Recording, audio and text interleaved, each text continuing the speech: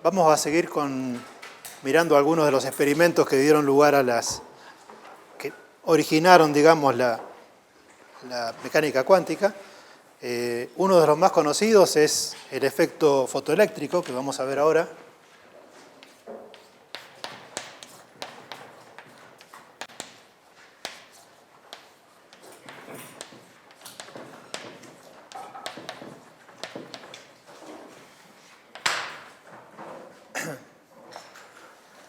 También tiene que ver con que la luz, bueno, luz en sentido amplio, pues, con ondas, digamos, electromagnéticas que se manifiestan en un experimento como partículas o corpúsculos, en el mismo sentido que en la ley de Planck, de que la luz se comporte como paquetes discretos de energía, cuyo valor, digamos, depende de la frecuencia que uno está considerando. Bueno, de ahí viene el nombre de mecánica cuántica, ¿no? Lo de paquete de energía. Si bien eso no es lo que define la mecánica cuántica, uno puede llevarse la idea incorrecta de que en la mecánica cuántica todo lo que era continuo se vuelve discreto, digamos. No es así. En parte sí, pero eso depende un poco del tipo de sistema que uno está considerando, si hay movimientos correspondientes a regiones acotadas o no, digamos, ¿no? Entonces, el efecto fotoeléctrico corresponde, digamos, a un fenómeno que en realidad fue descubierto bastante antes que el origen de la mecánica cuántica. Apenas Hertz intentó verificar la predicción de las ecuaciones de Maxwell de que uno podía generar ondas electromagnéticas, digamos, ¿no? Con una configuración adecuada, con campos usando, digamos, las fuentes adecuadas. Durante la detección de esas ondas, ondas generadas y transmitidas, observó que al iluminar el detector, por el cual saltaba un arco cuando se recibían las ondas, al iluminarlo con luz ultravioleta, ese arco se intensificaba. No con cualquier iluminación, digamos, sino con la iluminación de una frecuencia especial. Bueno, ese experimento se fue refinando y bueno, uno piensa en tener aquí se fue refinando y para poder medir, digamos, las características del efecto se construía una cosa que es similar a un tubo de vacío. Vamos a hacerlo un poco más.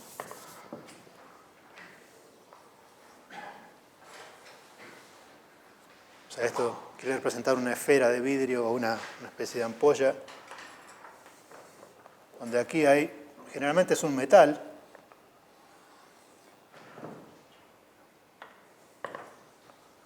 Aquí hay otro que va a conectar los electrones que van a salir de este metal. Uno hace incidir luz sobre este metal, elegido adecuadamente. Vamos a ver de qué manera uno lo elige. Bueno, la luz que uno hace incidir es monocromática. Digo luz porque generalmente lo que uno necesita es luz entre infrarroja y casi ultravioleta, digamos, ¿no? Eso depende un poco de la característica del metal entonces, lo que uno observa es, bueno, acá generalmente uno pone un galvanómetro. Lo que uno observa, vamos a ver después otra versión sobre cómo uno lo va a cuantificar, digamos, al resultado del experimento pero lo que uno observa es que se genera una corriente. Y la interpretación es que esta radiación, esta onda, digamos, impacta acá, desprende electrones, llegan hasta el otro electrodo y uno mide una corriente. En realidad, si el electrón se mueve para allá, la corriente va a ser para allá, ¿no? Pero bueno. ¿Y qué características tiene ese efecto, esa corriente? Una de las cosas que uno observa es que, bueno, cuando hay una corriente no nula, si uno aumenta la intensidad de la onda, ¿no? Si uno aumenta la intensidad de la onda, o sea, por ejemplo, ¿qué es la intensidad de la onda? Bueno, el módulo del vector de Poynting. Eso va como el campo eléctrico al cuadrado, ¿no? Multiplicado por C. Si uno aumenta el módulo de cuadrado, ¿no? la intensidad, más energía por unidad de tiempo sobre el área esta, bueno, uno ve que aumenta la corriente. Eso es bastante lógico, digamos, uno supone, se están produciendo electrones, emitiendo electrones desde acá, aumenta la intensidad, uno ve que aumenta la corriente. Los electrones que llegan para acá, llegan en más cantidad. Después, una cosa que uno observa que es un poco más rara, es que si uno varía la frecuencia dejando igual la intensidad de la radiación que incide,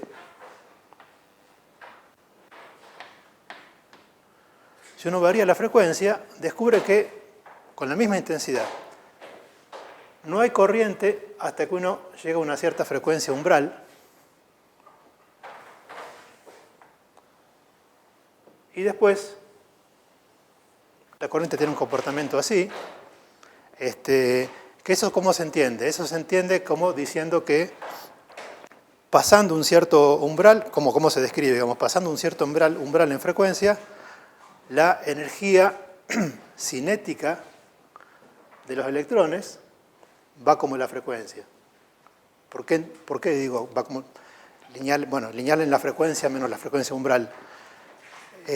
Bueno, este perfil tipo raíz cuadrada me dice que la energía cinética va como la velocidad al cuadrado, entonces la velocidad, o sea, la corriente, va como la raíz cuadrada de esa diferencia entre nu y nu cero. Esa parte no tiene explicación clásica, digamos, porque la energía que transporta una onda depende del módulo cuadrado de, pero no de la frecuencia. Uno entiende rápidamente que un efecto distinto a podría hacer que salgan electrones de acá. De hecho, habrán oído hablar de los diodos de vacío, donde uno lo que hace es, en lugar de hacer incidir luz, pone un filamento acá y calienta, y con el material adecuado se emiten electrones. Y los electrones llegan hasta acá. Uno aumenta la temperatura, llegan más. O sea, con una curva diferente a esta. Bueno, además en un diodo uno además pone un potencial y una diferencia de potenciales, es circular corriente en un sentido, en el otro no puede circular, porque no se pueden emitir electrones desde el otro metal y demás. Pero bueno, lo de que dependa de la frecuencia no tiene explicación, y la existencia de este umbral no tiene explicación clásica, umbral en frecuencia, ¿no? Bueno, además, otra cosa que se observa en los experimentos es que si uno es que no hay prácticamente retardo entre la incidencia de la onda y la emisión. Eso que tiene, digamos, ¿cómo lo interpreta uno? Bueno, que no es un fenómeno acumulativo, que se va acumulando energía en el metal hasta que se caliente, se emite y demás. Es casi instantáneo.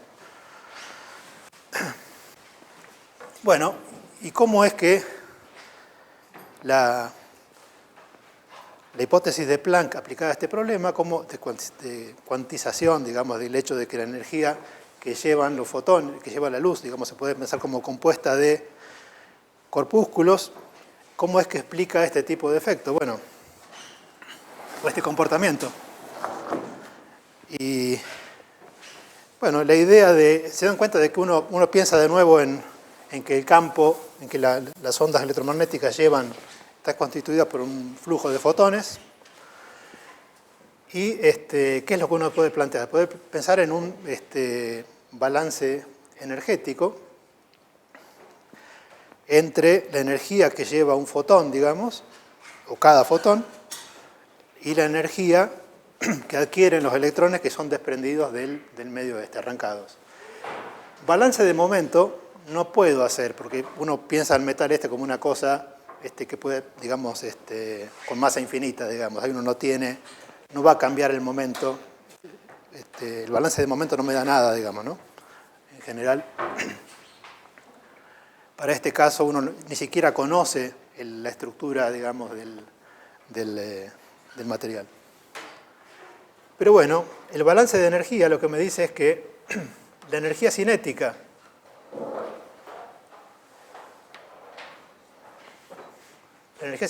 de uno de los electrones desprendidos de acá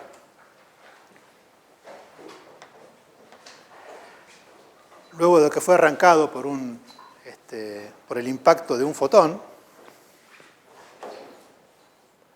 lo escribo como h nu, con h la constante de Planck, menos una cosa que se suele llamar phi, que es directamente cuánta energía necesito para arrancarlo, para desprenderlo al electrón del material. Una vez que lo desprendí, uno supone que acá adentro hay vacío o un gas muy tenue y después llega, digamos, el electrón, ¿no? Entonces, esta es la energía cinética. Esto, fíjense que no necesito, bueno, o lo que voy a hacer no necesita decir detalladamente qué es esto, porque lo que voy a decir simplemente es cuál va a ser la energía cinética. Uno se pregunta directamente por la energía cinética máxima que van a adquirir los electrones.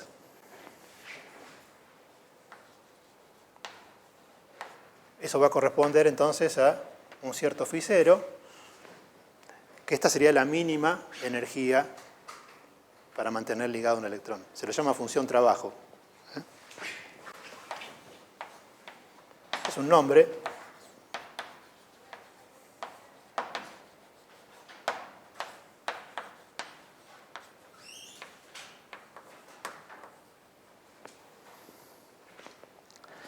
O sea, aparece la constante de Planck.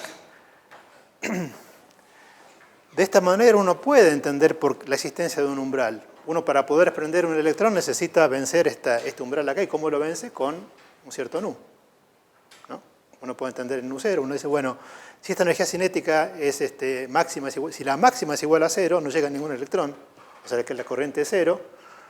Por lo tanto, eso explica el umbral nu cero. Ahora, ¿cómo hago para, de ahí, digamos, de conocer esto, verificar si es todo consistente con la hipótesis de Planck? Y bueno, lo que uno puede hacer es el dispositivo, digamos, por el cual uno puede medir y verificar esto de forma más contundente, es lo siguiente. Voy a dibujar un...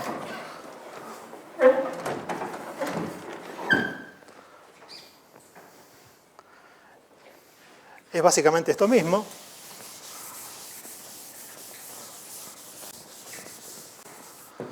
Vamos.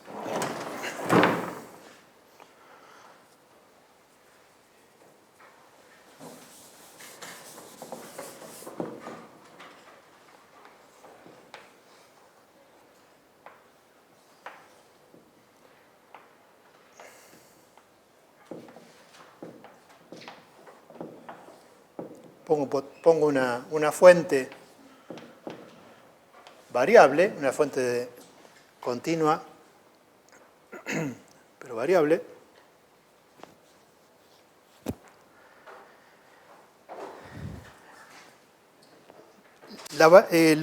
Lo que hago en el experimento, digamos, es lo mismo, hacer incidir luz con una frecuencia fija, o sea, luz monocromática. Con esto mido la corriente y con esto genero una tensión que se oponga a la llegada de los electrones, que los frene. ¿Y qué hago? Y varío la tensión hasta que se anula la corriente. ¿Sí? En ese caso, lo que puedo afirmar es que la energía cinética máxima va a ser igual a cero. Ahora, el balance energético incluye el potencial, que es la cosa que puedo medir. ¿Sí? O sea,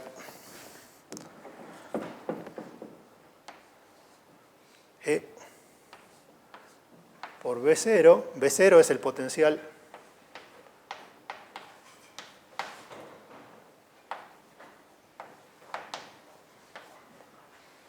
tal que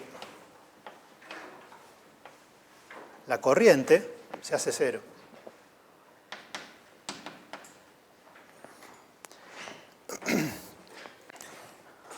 Y eso corresponde entonces a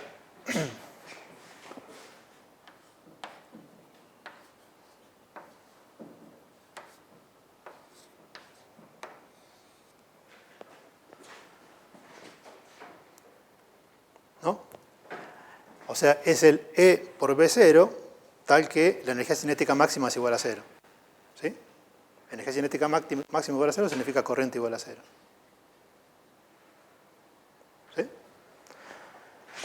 ¿Y cuál es la ventaja de haber hecho esto, digamos, de poder determinar digamos, el V0 que hace que se haga cero la corriente? Bueno, esto es una ecuación lineal en la cual lo que puedo hacer es dejar fijo el material, o sea, dejo fijo el φ0 y voy cambiando en U. Voy cambiando en U y veo cuál es el V0 que corresponde. O sea, voy cambiando en U, dejo el material fijo y veo cuál es el V0 que tengo que poner para que la corriente sea cero. Y veo a qué corresponden los resultados experimentales.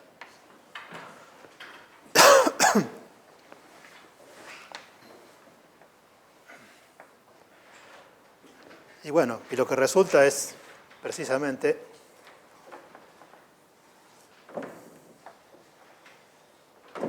acá voy a tener Nu0.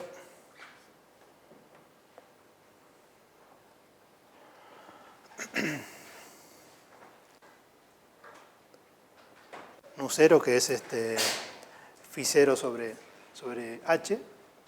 Y la pendiente de esto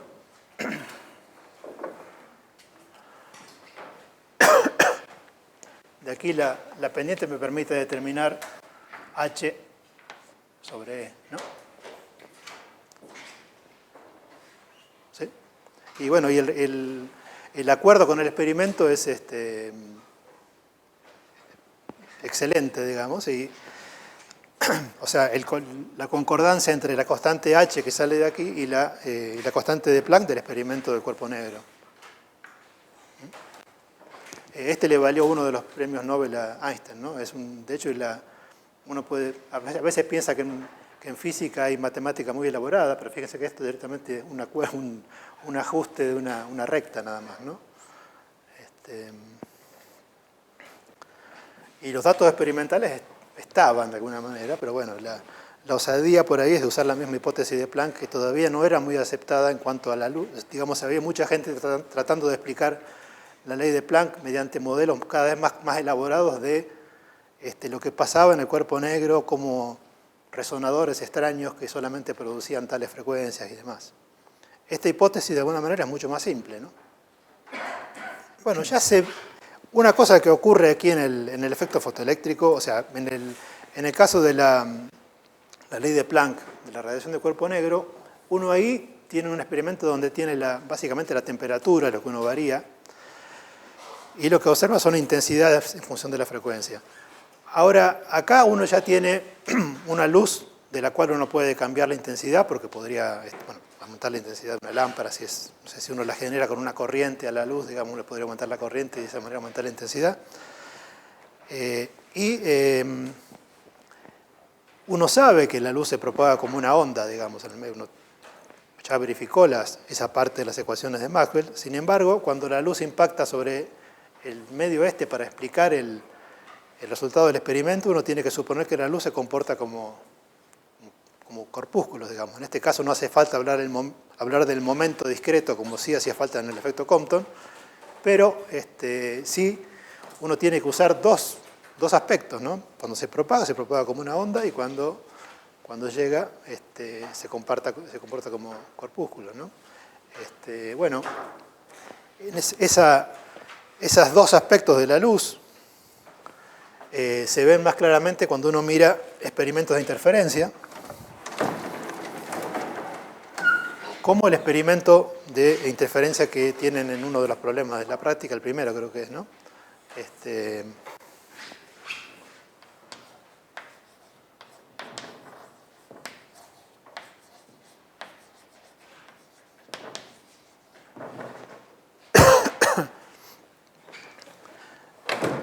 Interferencia pensando en el experimento de Young, ¿no? De las dos ranuras, que uno recordará que eso se presenta como el primer ejemplo de experimento que permitió determinar la naturaleza ondulatoria de la luz, precisamente porque uno dice, digamos, la única forma de explicar los patrones de interferencia es que lo que se propaga por ellos es una onda. La teoría alternativa era una teoría corpuscular, ¿no? La de Newton, la luz estaba compuesta de corpúsculos, ¿no? Entonces, pensando en el experimento de las dos de las dos ranuras, por las cuales uno hace incidir luz monocromática, uno se pone muchas veces, no es que sea imprescindible, pero por simplicidad uno se pone en una situación en que la difracción, uno sabe que aquí tiene uno en general difracción más interferencia, las dos cosas. Uno se pone en una situación que se la llama difracción de Fraunhofer, digamos que estas son suficientemente chicas, o sea, hay una relación que es que la distancia entre las dos ranuras y la pantalla que uno pone por acá tiene que ser mucho mayor que el cuadrado de la apertura esta sobre la longitud de onda. En ese caso uno usa la difracción de Fraunhofer y le permite, básicamente lo que hace esto es que el patrón sea más sencillo y bueno, la apertura del primer mínimo de difracción que uno tiene, la distancia del primer mínimo de difracción que uno tiene, bueno, va como lambda con la longitud de onda dividido el ancho de la rendija. Entonces se puede hacer muy grande. Es simplemente para poder distinguir o separar un poco más el efecto de interferencia del de difracción, ¿no? Entonces uno tiene aquí una fuente muy lejana o hace incidir un láser, digamos, cosa de tener en estas dos puntos que se convierten como nuevos emisores de ondas, digamos, dos ondas que llegan en fase. Esta luz es monocromática, o sea, uno de acá tiene entonces como dos fuentes de luz. Eso va a impactar acá sobre la pantalla. Esto está a una cierta distancia L, que uno supone además mucho más grande que la distancia entre las dos. Y observa un patrón de interferencia. Ese patrón de interferencia, bueno, si uno está en la condición del problema, digamos, bueno, un poco exagerado para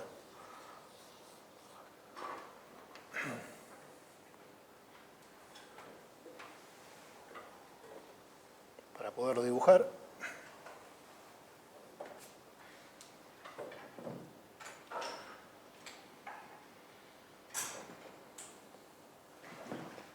Si uno se pone en la condición en que el primer mínimo de difracción, los primeros mínimos caen muy lejos del centro, la intensidad llega a hacerse prácticamente cero en los mínimos, si no, no, digamos, se acerca un poco, se acerca, pero no, y cada vez se aleja más de cero, pero bueno, unas sutilezas de lo que... ¿Qué significa esta curva que dibujé acá, este patrón, digamos? Bueno, si uno es capaz de, poniendo detectores en toda esta pantalla, una serie de detectores que capturan, digamos, le permiten medir la intensidad de la luz que llega a cada uno de estos puntos. Cuando reciben una cierta energía, por ejemplo, uno observa este patrón de una película fotográfica, lo que fuera, uno ve estas franjas de interferencia, ¿no? O sea, veo más intensidad acá, veo una franja. Si esto fuese, por ejemplo, ranuras que se extienden en esta dirección, voy a ver una serie de líneas que son más oscuras, donde están los máximos, y que eventualmente se hacen casi cero, donde no llega ningún, donde tengo mínimos. Y eso es lo que se presenta como prueba de el aspecto ondulatorio de la luz.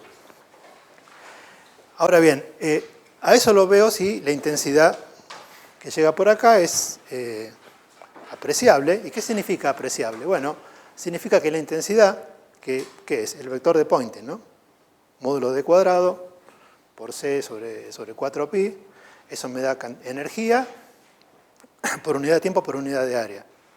Entonces, si uno fija el área acá, puede saber cuánta energía llega por unidad de tiempo.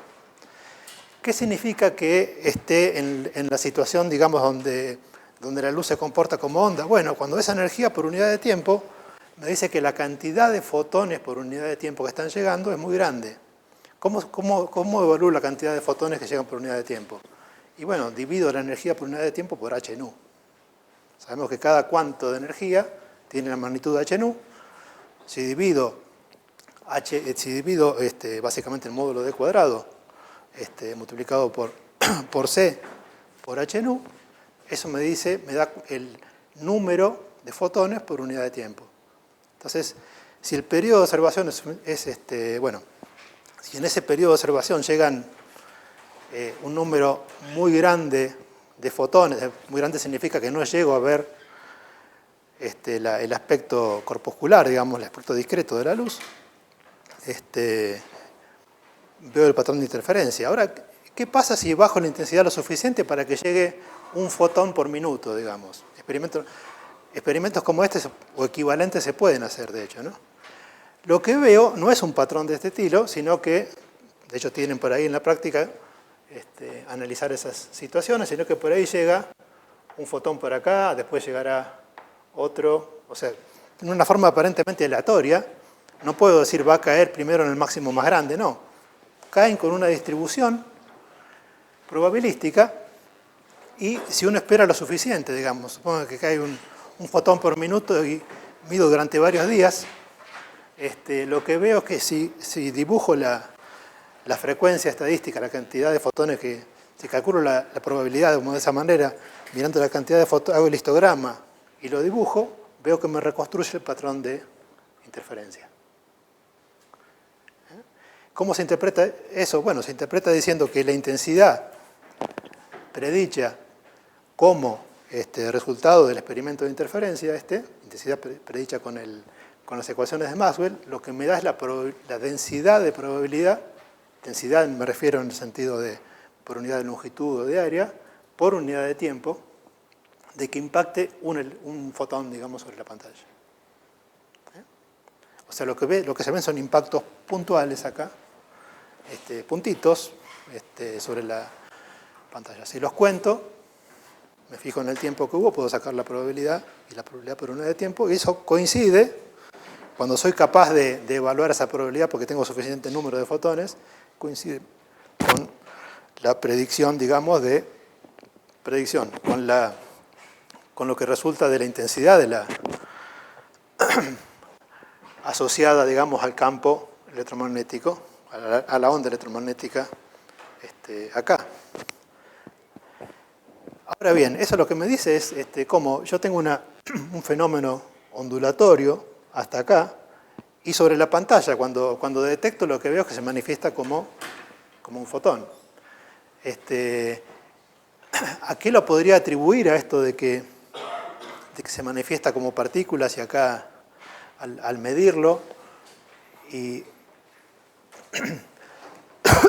acá pasa una cosa, digamos, rara, en el sentido de que se comporta como una onda, y podría pensar en interacciones desconocidas entre los fotones, pero a eso lo puedo descartar si me fijo, me pongo en una situación en la que cada uno de los fotones que sale de acá y llega hasta acá, en el tiempo, digamos, que necesita para llegar de acá hasta acá, está solo prácticamente, ¿no? O sea que si hay una especie de interacción de un fotón con algo, es con sí mismo. O sea, cada fotón es como si interactuara con sí mismo, como si interfiriera con sí mismo antes de llegar hasta acá.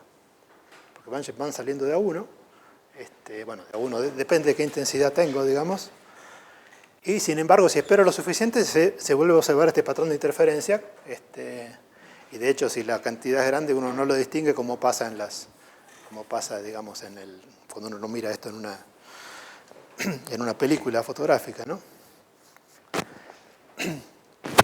O sea que ese es un aspecto. De hecho, si uno mirase una fuente y una única fuente y una película, ahí vería una serie de impactos también. No observaría el efecto de interferencia, pero sí el de difracción, en este sentido. Ahora, otro aspecto de este experimento es que se puede hacer de diferentes maneras. Uno puede hacer interferir, no hace falta que sean dos rendijas, uno puede pensar en separar un mismo haz de luz coherente, separarlo con ópticamente, ¿no? Con un espejo semitransparente, cosas por el estilo, una especie de interferómetro. Uno también puede separar polarizaciones, es decir, interferir por diferentes polarizaciones con diferentes fases y demás. Pero bueno. ¿Qué pasa si uno ahora detecta, pone un detector acá, digamos, para ver qué pasa, un detector de fotones, o lo que esté usando para medir, digamos, para detectar si llegó un fotón a cada uno de estos puntos sobre la pantalla?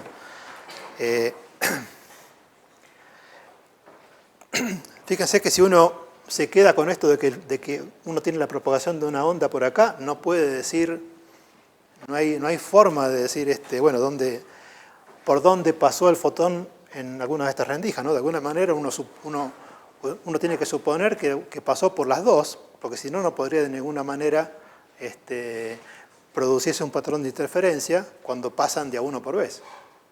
O sea, de alguna manera uno no puede decir pasó por esta o por la otra, porque eso no me permitiría explicar el patrón de interferencia. Uno tiene que decir que vea las dos. Ahora, si yo voy y mido y detecto por cuál de las dos pasa, o sea, detecto, pero lo dejo pasar de una manera que no destructiva, lo que uno observa es que mientras mayor es la sensibilidad de la detección acá, más se destruye el patrón de interferencia y se reduce a la suma de los dos patrones de difracción correspondientes a tener. Esto sería lo que uno tiene si uno tiene por ejemplo, abierto la primera rendija. Esto sería lo que uno tiene si tiene abierta solamente la segunda. Lo que uno observa, si puede determinar con el experimento por cuál de las dos rendijas pasó cada uno de los fotones, el resultado final del experimento me da algo consistente con la suma de las dos intensidades. O sea, si puedo determinar por cuál alternativa se dio, si pasó por una o por la otra, entonces la probabilidad de ver un fotón en cada punto de la pantalla es la suma de las probabilidades de que pase por una y que pase por la otra. O sea, si las probabilidades que uno le puede asignar a las dos alternativas son excluyentes, la probabilidad total es la suma. Ahora, ¿qué pasa si no? En el caso cuando tengo interferencia y no puedo determinar, porque no estoy midiendo, por cuál de las dos rendijas pasó. Bueno, lo que sí puedo decir es que, ¿qué pasa con la onda, digamos, lo que fuera, el campo eléctrico, que me da lugar a esta distribución de patrones, digamos, de interferencia? El campo eléctrico, cuyo módulo cuadrado es la densidad multiplicado por C sobre 4pi, me da la intensidad, digamos. Ese campo eléctrico puede pensar como la suma de dos componentes, el de acá, que se origina acá, más el de acá. O sea, el campo eléctrico total sí se suma, sí es la suma de uno más la suma del otro. De esa suma, la intensidad es proporcional al módulo cuadrado. O sea que hay una propiedad se la llama superposición en mecánica cuántica, vamos a ver qué significa, pero que uno superpone una cosa que no es la probabilidad por unidad de tiempo. Uno superpone el campo eléctrico y después toma el módulo cuadrado. Bueno, ustedes saben muy bien que el módulo cuadrado de una suma no siempre es la suma de los módulos cuadrados. Justamente la interferencia es un término que viene, vamos a escribirlo en un ratito, que viene de ese hecho, digamos. ¿De dónde viene esa superposición en este caso? Bueno, viene de que las ecuaciones de Maxwell son lineales. Son lineales, uno tiene una solución para un campo eléctrico, uno tiene otro campo eléctrico, uno acá no tiene, bueno, en el medio no tiene fuentes ni nada, la suma de las dos cosas es también solución. Pero lo que pasa es que lo que uno observa depende del módulo cuadrado. En la mecánica cuántica, para partículas y demás, va a pasar algo muy similar. Lo que uno va a calcular va a satisfacer una ecuación diferencial lineal en derivadas parciales. Y uno va a tener superposición. Lo que pasa es que eso que uno evalúa no es lo que uno mide, o no está relacionado directamente con eso. O sea, se parece al electromagnetismo, a la mecánica cuántica en ese sentido, de que lo que uno tiene ecuaciones lineales, pero lo que uno mide es cuadrático en la solución de esas ecuaciones. En el electromagnetismo me dirán, no, bueno, pero el campo eléctrico es medible, o sea, no es cuadrático. Bueno, de hecho, en realidad no. Cuando uno evalúa fuerzas, energías, todos los observables del electromagnetismo se pueden escribir usando el tensor de tensiones y todos los demás observables como funciones que son cuadráticas en los campos. Si uno elimina las densidades de cargas y corrientes. Si uno dice, me quedo solo con los campos, es todo cuadrático, ¿no? O sea, la fuerza será la densidad de carga por el campo eléctrico, pero la densidad de carga se puede escribir mediante en función del campo eléctrico, ¿no?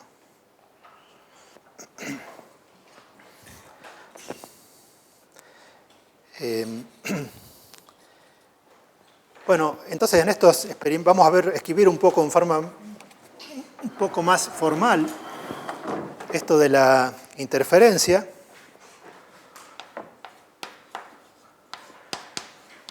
No más formal en el sentido de este experimento en sí, sino en experimentos similares.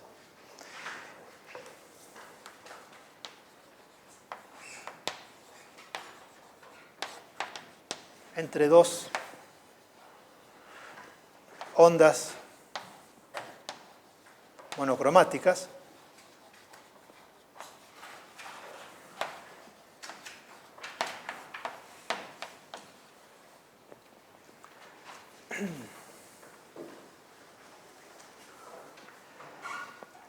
Para ver de dónde viene o cómo, de hecho, para que se haga más fácil el entendimiento de por qué vamos a hacer lo que vamos a hacer para construir la mecánica cuántica.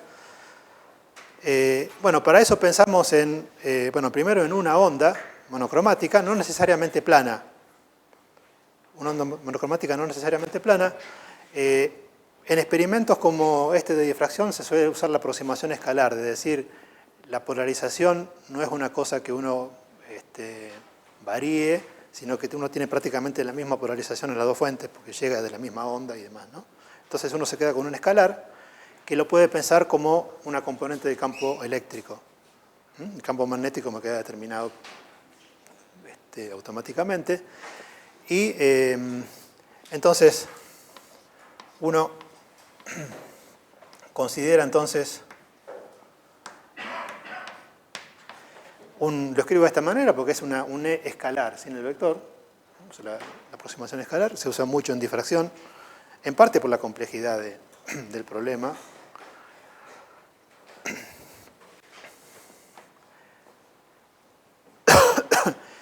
Y lo escribo como la parte real de una cierta función compleja que depende solo de R multiplicado por E a la menos I omega t. Esto significa en general que sea monocromática, pero bueno, no necesariamente. Una onda plana sería poner esto igual a una exponencial E a la I K escalar R, ¿no? Pero uno puede, digamos, si uno dice, pero ¿qué soluciones obtengo de la ecuación de ondas con una cosa como esta? Y bueno, queda una cosa que se llama ecuación de Helmholtz. El laplaciano de psi igual a omega sobre c cuadrado por psi. Hay ondas esféricas, cilíndricas y demás.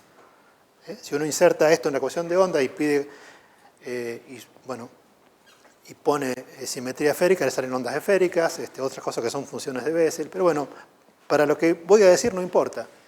Esto, digamos, hay soluciones de la ecuación de ondas de este tipo, que son monocromáticas, no necesariamente planas. Entonces,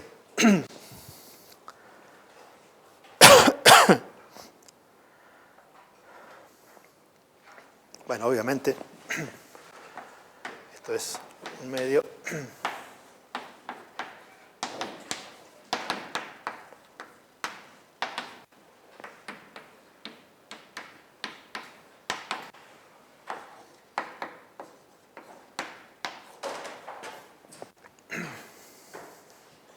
La intensidad de la onda,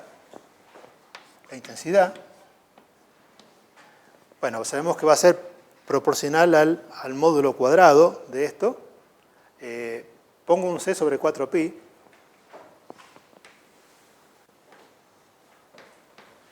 O sea, intensidad es el módulo del vector de Poynting.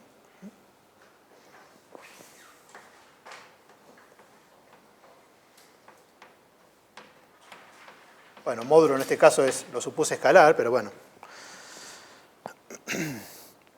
Recuerden que el vector de Poynting quedaba, ¿no? Quedaba C sobre 4pi, quedaba el módulo d cuadrado por el vector en la dirección de la propagación de la onda, ¿no? En este caso, si es esférica, tendrá diferentes direcciones según el punto. Pero bueno, la intensidad es una cosa de este estilo.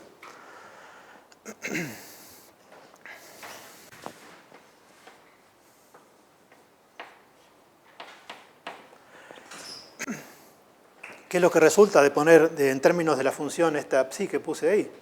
Bueno, me queda un cuarto por psi cuadrado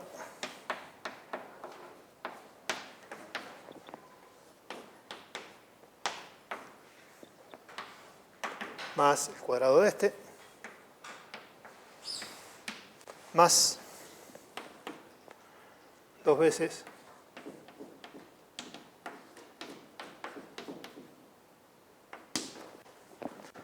multiplicado por nada.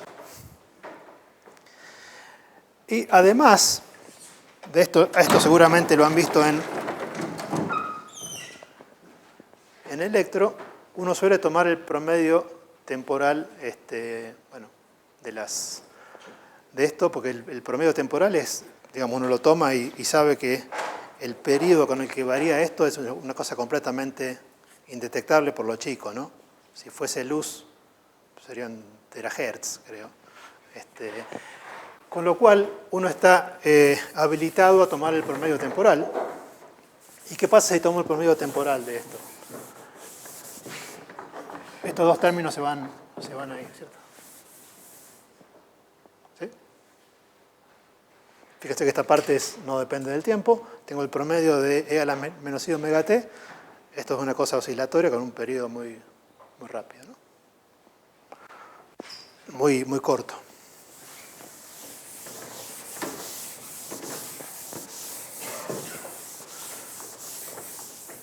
O sea, el tiempo de... ¿Qué pasa si hago el promedio temporal? Es 1 sobre el tiempo en el que tomo el promedio por la integral de la exponencial esta. Ahora, la integral de esa exponencial es una función periódica, está acotada, es una cosa que no pasa, digamos, de una cosa del orden del tiempo, del periodo de la onda. Entonces, el promedio temporal va como el periodo de la onda dividido el tiempo de observación. Y eso es 0, digamos. ¿Sí? Entonces, tomando el promedio, ¿a eso lo han visto o quieren que lo repasemos, lo del promedio? ¿Sí? ¿No lo vieron? Bueno, entonces, tomando el promedio temporal,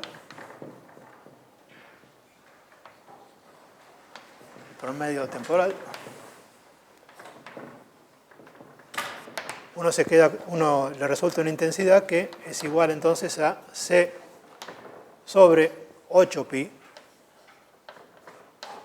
por el módulo de esta función compleja al cuadrado. ¿Qué es lo que uno tiene en un experimento como el de las dos ranuras? Uno no tiene una única onda. Esto lo usé para decir cuál es la intensidad asociada a una única onda. Bueno, uno tiene superposición. Uno va a tener en general para dos ranuras o dos haces que interfieren mediante un interferómetro, digamos, uno lo separó en dos, después lo hace interferir. Uno va a tener, si tiene dos campos eléctricos con la misma frecuencia,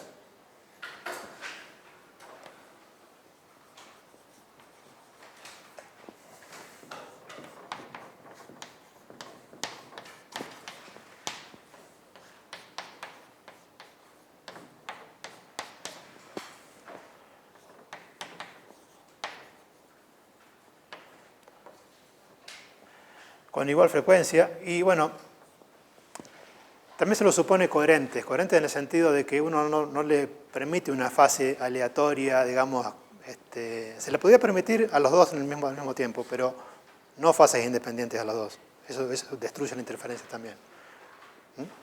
Pero bueno, eso no pasa en el experimento de las dos rendijas si uno manda la misma onda a que se separe, digamos, el frente de onda en dos.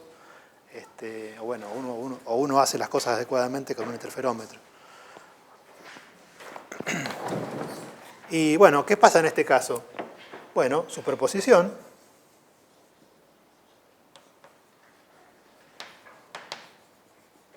Me dice que el campo eléctrico total, es aproximación escalar,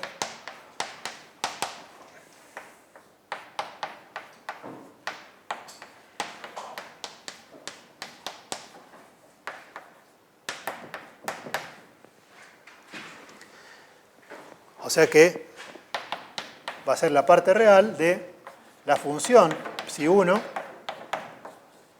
más la función psi2. Como supuse la misma frecuencia, tengo una cosa de este estilo, por lo tanto ya sé cuál es la intensidad asociada a la nueva configuración, o sea, a la suma de los dos, la intensidad asociada al E obtenido superponiendo. Va a ser directamente C sobre 8pi por el módulo cuadrado de la suma de estas dos funciones complejas. O sea, la intensidad total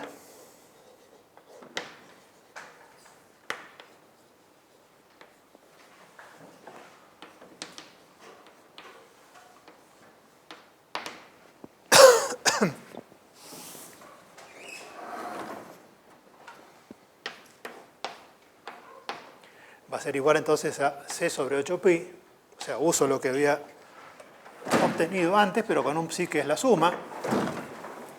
O sea, esto es ahora el psi.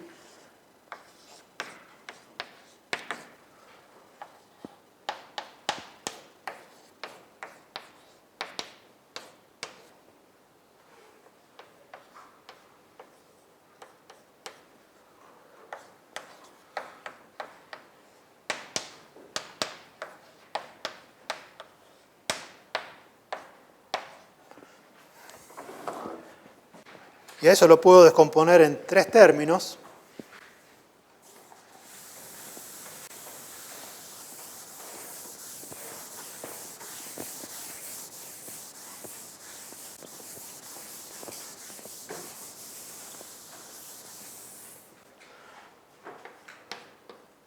Va a haber un primer término que es C sobre 8pi por el módulo de psi1. Otro que es C sobre 8pi por el módulo de psi2 al cuadrado. Y otro que es C sobre 8pi. Y lo que tengo es psi1 por psi conjugado, 2, más psi1 conjugado por psi2. Esto, ¿qué es? Es la intensidad asociada a las, debido digamos, asociado a lo que llamé E1. ¿Sí? Lo llamo I1, a esto lo llamo I2, a esto le voy a llamar I sub 1, 2 porque depende de los dos.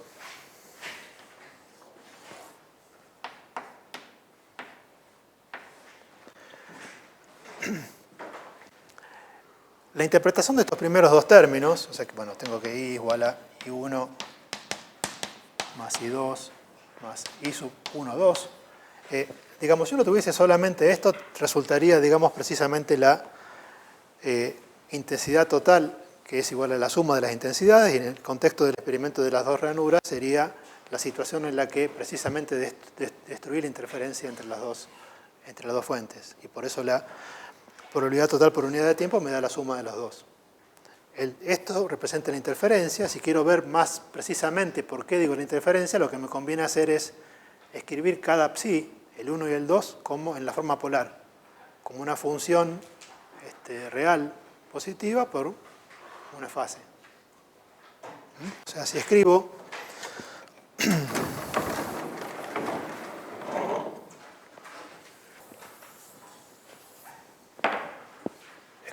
psi 1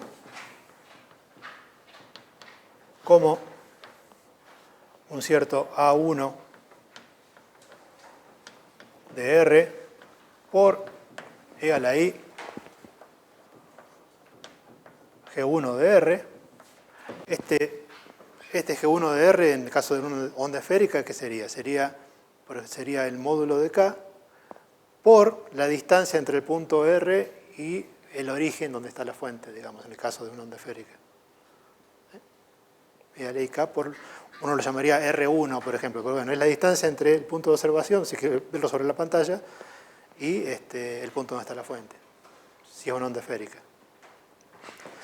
Esto puede ser tan complicado como uno quiera, pero no importa para la interferencia, lo que va a importar es la fase nada más.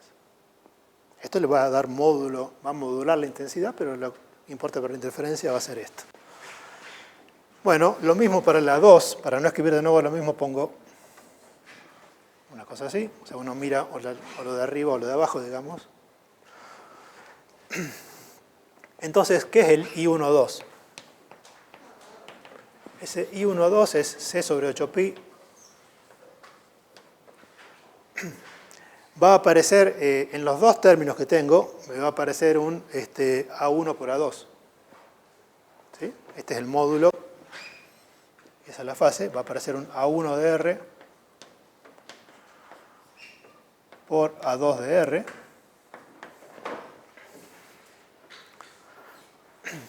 ¿Y qué me queda? Me queda poner, una vez que saqué este factor común, poner una suma de dos términos, uno que va a ser E a la I por G1 de R menos G2 de R más el conjugado.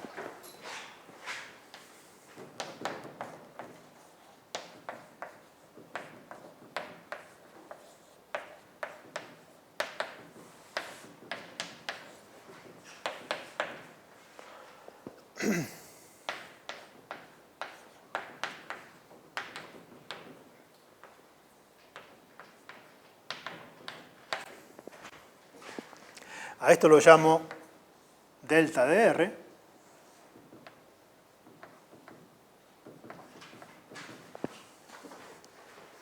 Con lo cual este I12 es dos veces, o sea, este 2 lo pongo porque voy a escribir un coseno, obviamente. Dos veces, ¿y cómo puedo escribir esto? Si descuento que voy a escribir un coseno ahí, ¿cómo puedo escribir esto? Bueno, esto no son las intensidades, pero se puede escribir como la raíz de la intensidad 1 por la raíz de la intensidad 2.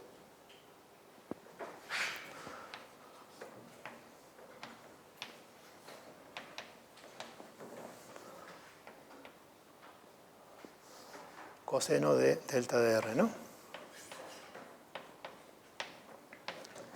Es decir, lo que tengo en una situación como esta es que la intensidad total es I1 más I2 más 2 raíz de I1 raíz de I2 coseno de delta de R. Y la interferencia puede ser constructiva o destructiva dependiendo de si este coseno se hace igual a 1 o destructiva sería menos 1. Fíjense que en qué caso la intensidad total se hace 0 cuando hay interferencia destructiva. Y bueno, solo si I1 igual a I2. Si 1 es igual a I2 y el delta está es que el coseno se hace 0, o sea, tiene que ser el coseno tiene, el argumento tiene que ser un múltiplo impar de pi. El coseno se hace menos 1, quiero decir, un múltiplo impar de pi, y las intensidades son iguales, tengo un 0. ¿Sí? Si no, no. Por eso digo, en el caso del experimento de las dos rendijas, uno tiene interferencia. Cuando hay destructiva, la intensidad se hace 0 en los mínimos, solo muy cerca del centro. ¿Por qué? Porque ahí puedo decir que las intensidades son iguales, pero si me voy alejándome del centro, es atenuada más una de las intensidades que la otra, precisamente por el factor de los módulos, ¿no? Por A1 y A2. ¿Sí? Si la intensidad, si los módulos son iguales, sí, estrictamente tengo máximos donde duplico la intensidad o, bueno, o mínimos donde hace cero la intensidad. Entonces este es el término de interferencia.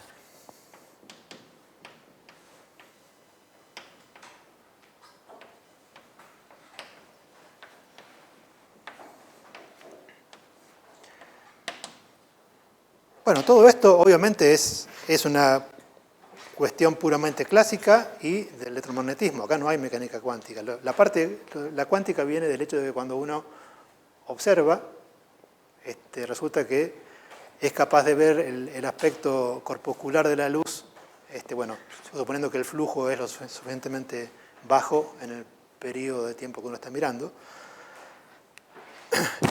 Ahora uno necesita las dos cosas, necesita, digamos, si quiere describir el experimento, necesita tanto decir qué es lo que puedo observar, al menos en el caso de flujos muy bajos, y cómo puedo describir el aspecto de, bueno, los patrones de interferencia que voy a ver si realmente mido lo suficiente. Esa necesidad de usar los dos aspectos es lo que se llama complementariedad, ¿no? Uno necesita una cosa o la otra, que cuando uno quiere, no sé si describir, pero decir lo que pasa, digamos, entre que se originaron las dos ondas y llegaron a la pantalla, necesita el aspecto ondulatorio, y cuando lo detecta, no le queda más remedio que usar, al menos para intensidades bajas, digamos, que usar el aspecto corpuscular.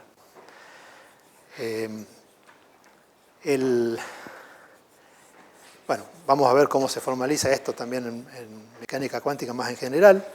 Y el aspecto complementario, pero en otro sentido de esto, tiene que ver con qué pasa con con la mecánica cuántica de cosas que clásicamente son partículas. Uno escribe como partículas. Bueno, va a resultar que para describir ciertas cosas a uno no le queda más remedio que usar una descripción en términos de ondas. Una onda que para el caso más sencillo es una onda escalar también compleja. Similar pero no del todo, digamos, a lo que pasa con las ondas electromagnéticas. Y bueno, no es la misma ecuación, ni mucho menos. Y una cosa que, bueno, lo aclaré de alguna manera la vez pasada, la mecánica cuántica del campo electromagnético no es una cosa que vamos a hacer en este curso, si bien es lo que dio origen a todo, digamos, ¿no? Pero si se quiere, la descripción ondulatoria del fotón son las ecuaciones de Maxwell. Lo que nos va a faltar es la otra parte, digamos, pero bueno.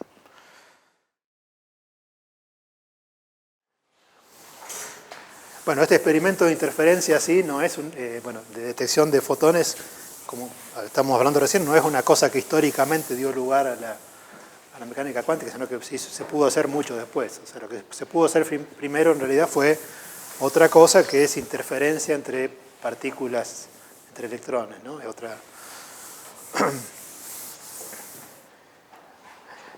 Bueno, el otro aspecto de la mecánica cuántica, si bien no es aparente, no es evidente, digamos, cuando uno mira el problema, el otro aspecto tiene que ver con los aspectos, o el aspecto, digamos, ondulatorio de la materia, entendiendo por materia partículas, en particular electrones, que es donde primero se postuló. Y apareció por, bueno, experimentos de los que habrán escuchado, que tienen que ver también con la interacción entre radiación y materia. O sea, siempre lo que tienen en común, digamos, todos estos experimentos es eso. Y tiene que ver con tratar de explicar lo que se llama líneas espectrales asociadas a ciertos elementos, que ustedes saben que en particular gases como el neón y demás, uno los puede excitar de alguna manera con campos eléctricos, incluso temperatura a veces, y separar, digamos, de alguna manera el espectro de la luz que emiten, y lo que descubre no es que un espectro continuo, digamos, similar, si se quiere, a la ley de Planck, sino que lo que uno ve son líneas espectrales muy características que dependen del elemento. Y eso es muy difícil de explicar también clásicamente, pensando en el átomo, y uno supone que el átomo está compuesto por partículas puntuales o con una cierta estructura que se mueven de alguna manera, que interactúan de manera con un potencial o una fuerza de Coulomb, digamos. Uno sabe que tiene cargas positivas y negativas. Es muy difícil explicar un espectro, tanto de emisión como de absorción, que no sea continuo. Uno generalmente con un modelo así puede emitir de manera continua, o sea, no tiene por qué elegir una frecuencia determinada. Y entonces eso llevó, o sea, es un problema que era conocido, digamos, cómo explicar clásicamente. Eso dio lugar a pensar en diferentes modelos, modelos donde la carga estaba distribuida, para el caso de cargas positivas, estaba concentrada para las cargas negativas, había modos trataban de explicar el problema con resonancia en el sentido de osciladores acoplados y cosas por el estilo. Y había mucha gente trabajando en eso, no es que era un problema bastante activo, y eso dio lugar, bueno, la primera no explicación, el primer ansatz, en el mismo sentido que con la ley de Planck, postular algo que explica el experimento y después veo cómo se explica ese algo, es el modelo de Bohr para el átomo, para el espectro de un átomo hidrogenoide, que también plantea cosas que no se pueden explicar, en este caso, que no se pueden explicar desde el punto de vista de la mecánica de cargas puntuales. De hecho, no es casualidad que Bohr trabajó en el laboratorio de Rutherford, donde se entendió por primera vez la estructura del átomo, de que las cargas positivas estaban concentradas en el centro y las cargas negativas, digamos, estaban separadas y eventualmente orbitando, digamos, al núcleo donde estaba, que prácticamente no tenía tamaño, digamos, y estaba concentrado en el centro, porque eso le permitió concentrarse en un cierto tipo de modelo para explicarla esto de las líneas espectrales. Había diferentes uno sabía lo que tenía que explicar, sabía cómo eran las líneas espectrales, y los experimentales habían encontrado una serie de reglas, ¿no? Una serie de reglas, por ejemplo, para hacer la regla de combinación de Ritz, por ejemplo, para átomos, para el hidrógeno, que lo que dice es que las frecuencias de emisión o de absorción tienen la estructura 1 sobre n cuadrado menos 1 sobre m cuadrado, con n y m números naturales, obviamente este mayor que este, y bueno, pueden ser de emisión o de absorción. Y este R es una constante. Si uno tiene un átomo tipo hidrogenoide se le llama cuando uno tiene un único electrón y el núcleo tiene eventualmente más carga, digamos, o está concentrada o uno de alguna manera puede aproximar lo que pasa con el resto de los electrones y queda uno casi libre, pero bueno, es como el hidrógeno, pero con una carga eventualmente mayor en el centro. Lo que encontró Bohr es que uno podía explicar este tipo de líneas espectrales, el hecho de que uno tenga un espectro muy definido, diciendo que, bueno, digamos para el átomo de hidrógeno o tipo hidrógeno, que el átomo tiene una serie de estados estacionarios en los cuales no se emite radiación. Eso, o sea, que son además, eso no es explicable clásicamente.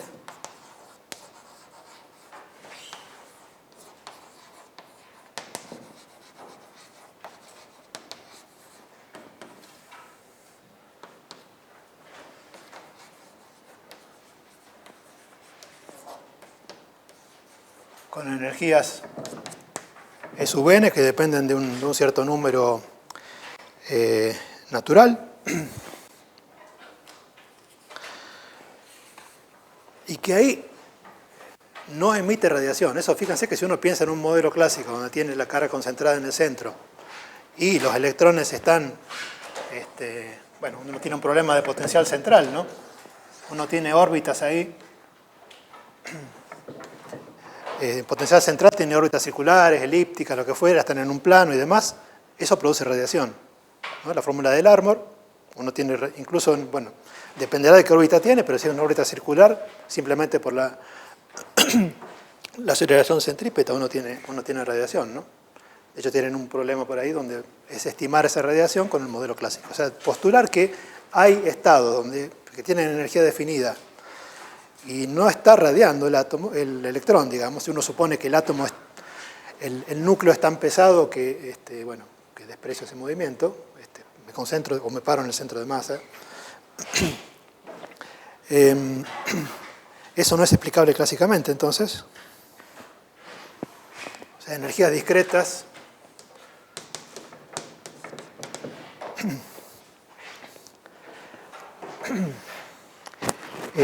Las frecuencias de la radiación emitida, o sea, uno sabe que el átomo emite radiación. O sea, acá digo, no emite si está en estos estados. ¿Cuándo emite radiación? Y bueno, cuando salto entre un estado y otro, o sea, si bajo de un estado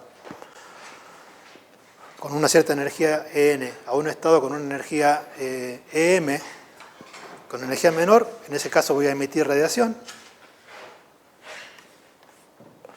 O sea, emisión o absorción en el caso contrario, cuando paso de un estado con energía menor a mayor, digamos, absorben energía. Eso se produce por absorción de energía con una cierta frecuencia o por emisión con una cierta frecuencia. ¿Y esa frecuencia a qué es igual? Es igual a la diferencia de energía dividida H. ¿Sí? O sea, se produce emisión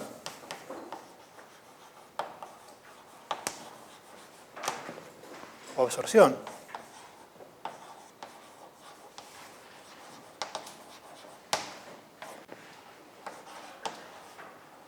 de radiación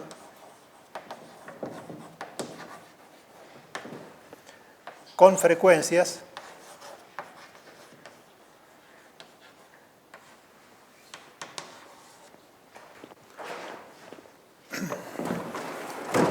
nu sub nm, tales que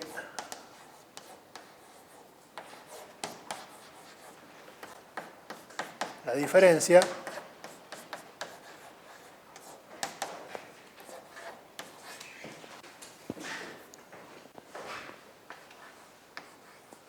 con la misma constante de Planck que aparecía en cuerpo negro, en el efecto fotoeléctrico, o sea que es una hipótesis bastante osada también, porque acá uno está mirando lo que pasa con el átomo, digamos, uno está mirando los fotones. Esto no es, está bien, va a ser la frecuencia con la cual, por ejemplo, se emite un fotón, pero uno está imponiendo cosas sobre lo que pasa con la estructura del átomo. Esto dice, bueno, por supuesto, tanto para radiación como para emisión como para absorción. En un caso la diferencia será positiva o negativa, pero bueno, no importa el módulo ahí. Nada me dice todavía cómo determinar las energías de los estados estacionarios, que es lo que necesito para determinar los E sub n, ¿no? Para determinar las frecuencias y de ahí los E sub n. Y bueno, lo que postuló Bohr, después esto fue refinado de diferentes maneras, en muchos sentidos, refinado en el sentido de permitir más cosas y explicar muchas más series de estas empíricas, digamos. Pero bueno, la primera, para explicar el espectro se le llama espectro, digamos, la serie de líneas del hidrógeno, fue decir que los estados estacionarios corresponden solo corresponden a órbitas circulares que se pueden calcular usando la mecánica clásica, correspondiente a a una partícula puntual en un potencial central con las cargas más E y menos E, digamos, usando la mecánica clásica usual, pero órbitas circulares, ¿no? Uno puede considerar elípticas también, pero bueno, clásicamente, pero Bohr postuló que eran solo las circulares.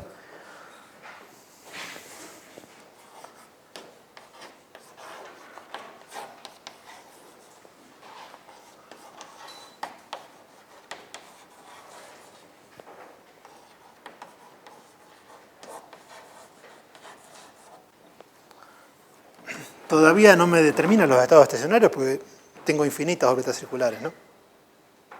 Con diferentes energías tengo infinitas. La última hipótesis es que de todas las órbitas circulares, quedarse, o sea, los estados estacionarios corresponden solo a aquellos en los que el momento angular asociado a la órbita circular, que es una constante, es un múltiplo de la constante de Planck dividido 2pi.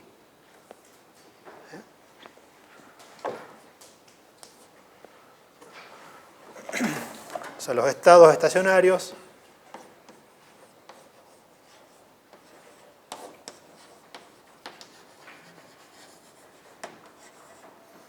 corresponden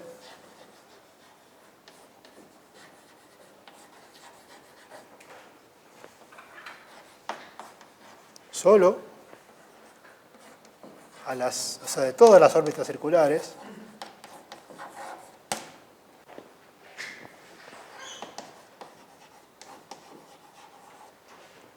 con L es igual a N por H barra, donde H barra es la constante de Planck dividida 2pi. H barra o H racionalizada o H partida, le dicen algunos.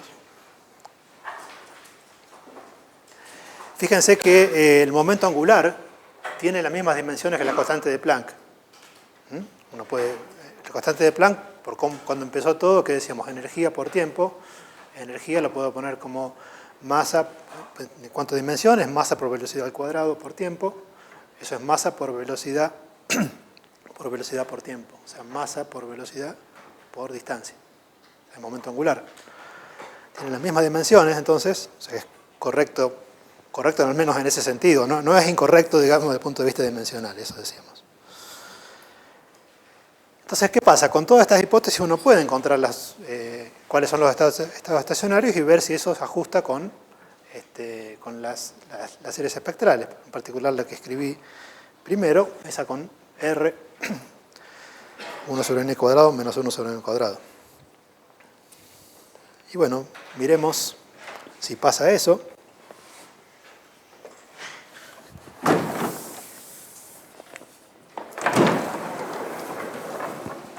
Se dan cuenta que es una cosa muy híbrida esta, uno está diciendo, mezclando mecánica clásica con una hipótesis que no tiene cómo justificar, pero bueno, eso vamos a remediarlo a partir de la clase del martes.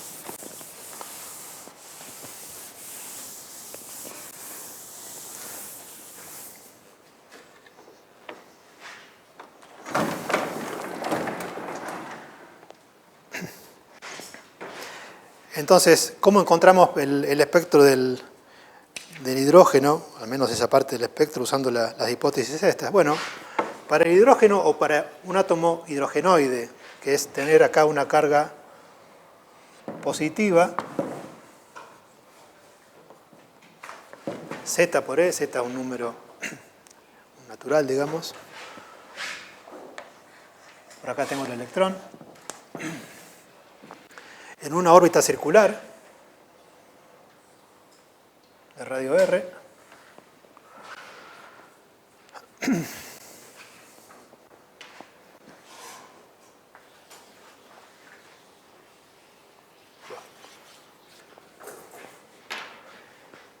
va a tener una cierta velocidad cuyo módulo es constante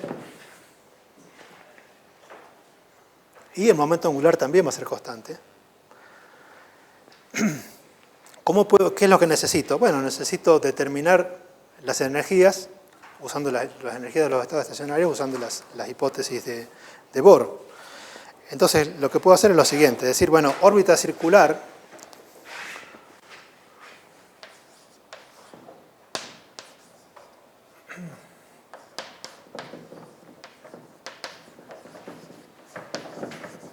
lo que puedo hacer es igualar entonces la fuerza coulombiana, que va a ser en las dimensiones que uso, que va a ser z por e cuadrado, dividido r cuadrado.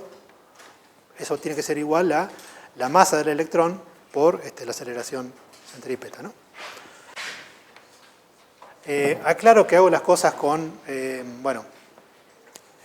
estoy en el sistema de referencia, digamos, fijo al núcleo, no estoy considerando el movimiento del átomo como un todo. Supongo que la masa esta es mucho más grande se supone esto, después se puede corregir. Si fuese más estricto, debería poner la masa reducida en lugar de la masa del electrón. La masa del protón es 1850 veces, creo, la masa del electrón, con lo cual generalmente es muy aproximado, pero por supuesto que en experimentos de precisión hay que poner la masa reducida. No cambian prácticamente nada la deducción, salvo lo que voy a hacer ahora, salvo cambiar la masa reducida por la masa. Pero bueno, órbita circular, entonces, lo que digo es que al igualar la masa por la aceleración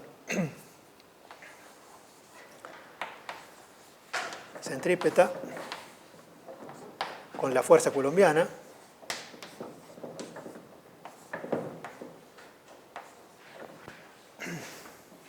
tengo esto.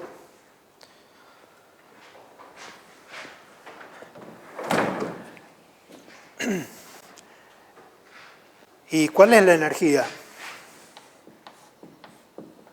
La energía para el átomo de hidrógeno, con una carga Z acá, la energía del electrón, ¿no? Bueno, va a ser el término cinético.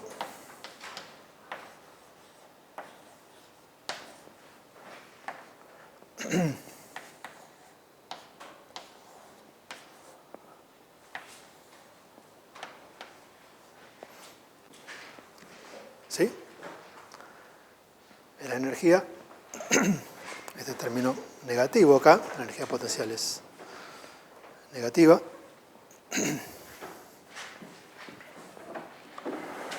Esto por la órbita circular solamente, ¿no?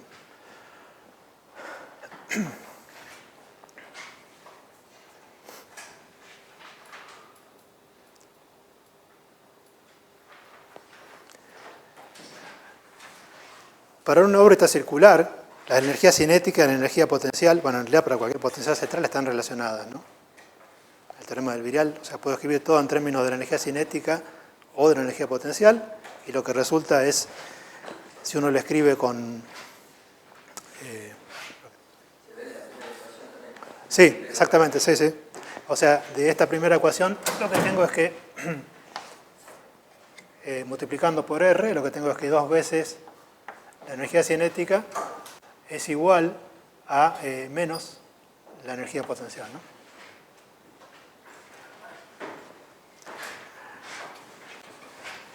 Esto es igual a T más B. O sea que lo puedo escribir como B sobre 2. Con lo cual puedo escribir energía en términos de R solamente.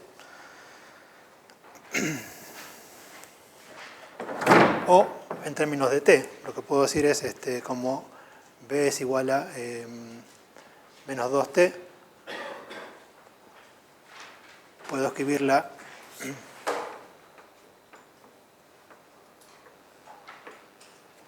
esto como menos T. De cualquiera, con lo cual, ¿para qué uso esto? En el caso de usar esta expresión, lo escribo todo en términos de B, y en caso de esto, todo en términos de R, según lo que quiera. Pero bueno, de la primera ecuación también, lo que tengo es que, de esta de aquí, de la igualación entre masa por aceleración y la fuerza coulombiana, lo que puedo hacer es lo siguiente. Tengo que M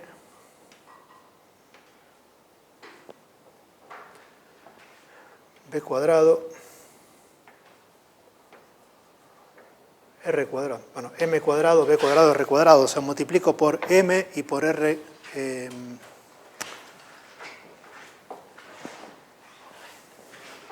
cuadrado. Eso lo que me da es Z por E cuadrado por M por R. ¿Sí? Lo que quiero hacer es aparecer el momento angular. O sea, multiplico por R cubo la primera ecuación, y por M, tengo M cuadrado por B cuadrado por R cuadrado igual a Z de cuadrado por M por R. ¿Esto qué es? L cuadrado. Con lo cual,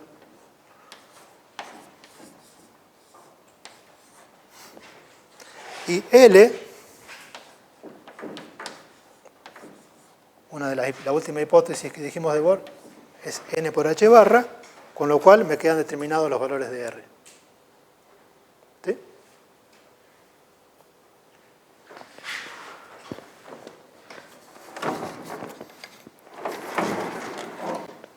O sea, me queda que R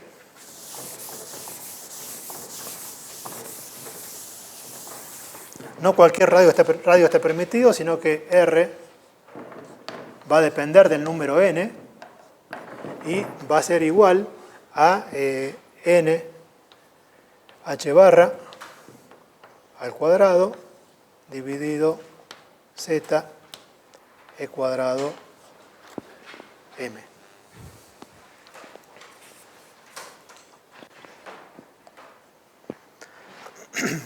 Con este Rn puedo calcular la energía. ¿Por qué? Porque bueno, el potencial que era, la energía potencial era z por e cuadrado sobre r. Basta con poner el valor de r ahí. Lo que me sale es que E sub n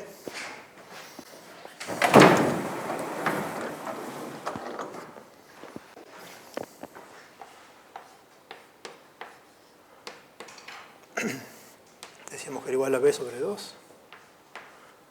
Es igual a menos z e cuadrado sobre 2, y acá tengo que poner el Rn, introduciendo el Rn que sale de ahí, y lo que me queda para las energías se puede escribir de diferentes maneras, pero lo pongo como menos m sobre 2 z cuadrado e a la cuarta dividido n cuadrado, bueno, y hay un h barra cuadrado también. Fíjense la dependencia en 1 sobre n cuadrado, donde n es un número un número natural. O sea, hay una constante que, bueno, depende de la masa, de e cuadrado, z, que es un número z cuadrado, donde z es un entero también, natural, y h barra cuadrado. De hecho, la constante que aparece acá para z igual a 1, la constante que aparece multiplicando al n cuadrado,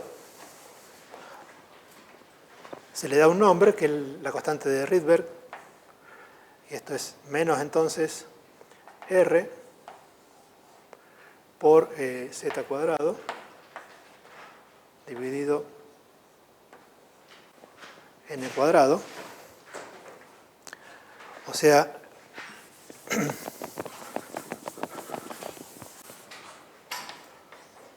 R para bueno, usando la carga del electrón, la masa del electrón y h barra y demás, el R es aproximadamente 13,6 electronvoltios.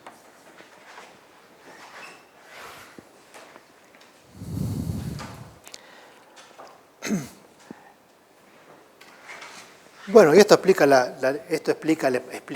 digamos, reduce la explicación del espectro de las líneas espectrales, la regla de combinación. O sea, estos son las energías permitidas. Uno tiene que comparar entonces los saltos de energía, o sea, las diferencias entre n y m con diferentes valores para n y para m, con multiplicar h por las frecuencias de transición, estas nu, n, m. Y bueno, nuevamente el acuerdo es perfectamente consistente, se puede corregir, por ejemplo, uno sabe que las líneas tienen un cierto ancho, no son cosas perfectamente definidas. Si uno introduce correcciones como que tienen que ver con que cuando se emite un fotón, por ejemplo, se produce un retroceso en el núcleo y demás, con todo ese tipo de cuestiones se puede corregir la observación, digamos, lo que uno tiene para las líneas.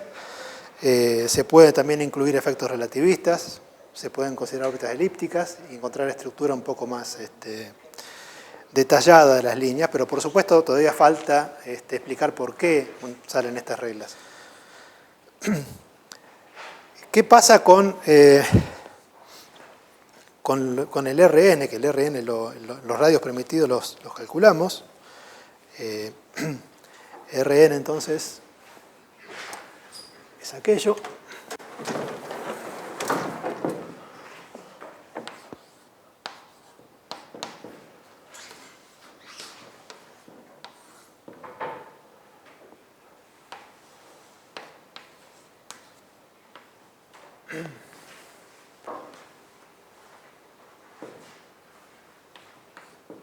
Por n cuadrado. Uno puede entender que para un n más grande el radio se tenga que hacer más grande, mayor, está asociado a una energía mayor. Ahora esto lo puedo escribir de una manera que es un poquito más indicativa de lo que, bueno, de qué magnitud tiene esto, para lo cual lo que puedo hacer es multiplicar y dividir, o sea, hacer aparecer la velocidad de la luz, que no aparece acá directamente, pero multiplicar y dividir simplemente para hacer aparecer una magnitud adimensional. O sea, lo que tengo acá es h barra dividido z, que es un número, e cuadrado, y m. Lo que hago es multiplicar por c y dividir por c.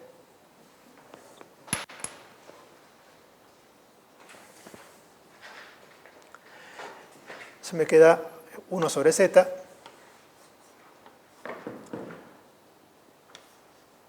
h barra c e cuadrado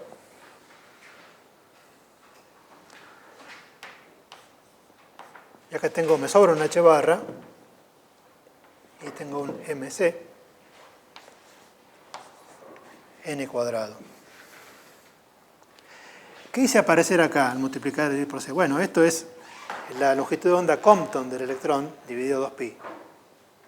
¿Sí? La longitud de onda Compton era h dividido m por c. Esta es la masa en reposo del electrón. De hecho, a veces a esto le llaman dividido sobre 2pi, ¿no? Siempre dividir por 2pi. De hecho, yo cuando integro, tengo un integral es diferencial de algo dividido 2pi, le pongo diferencial tachado, porque es una convención que aparece muchas veces.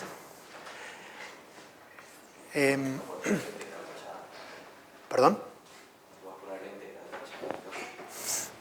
Entonces, fíjense que esto tiene dimensiones de longitud, es una longitud de onda. Esto es un número, esto es un número, y esto también es un número. Digamos, por supuesto debería ser un número me refiero sin dimensiones. Puedo verificarlo directamente, o sea, e cuadrado sobre h barra c no tiene dimensiones, es un número, y se lo llama alfa.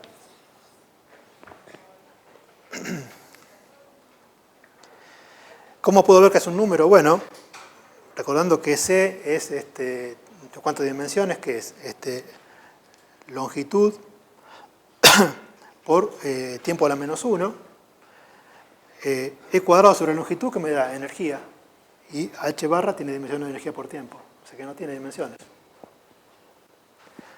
Esto se lo llama constante de estructura fina.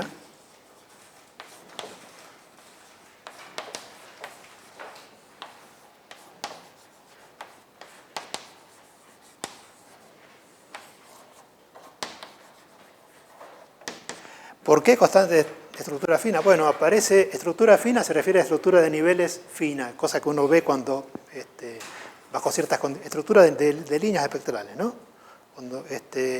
Y esa estructura depende de este valor de alfa, o sea, casi todas las correcciones y demás involucran alfa, potencias mayores a 1 de alfa y demás.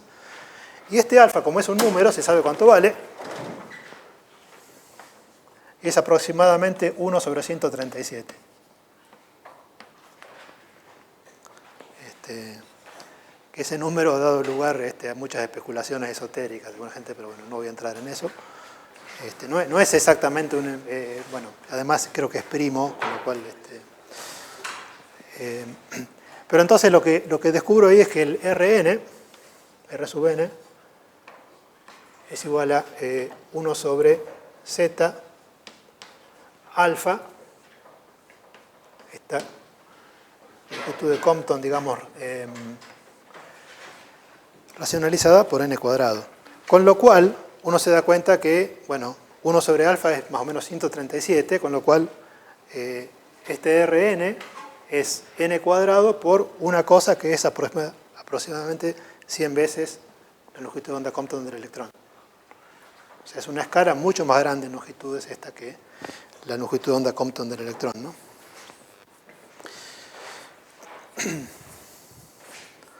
¿Por qué importa esto? Como vamos a ver. Y bueno, importa porque, o sea, saber esta longitud, uno, bueno, vamos a ver que va a aparecer una longitud de onda asociada a cada partícula masiva. O sea, cada partícula me refiero no al fotón, sino asociada a cada partícula masiva.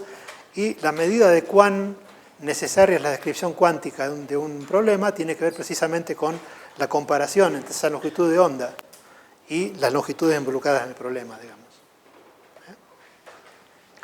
Pero bueno, esta longitud es mucho mayor que la longitud de onda Compton. Si z es más grande, los radios permitidos son más chicos. También tiene sentido, ¿no? Si hay más carga. Y bueno,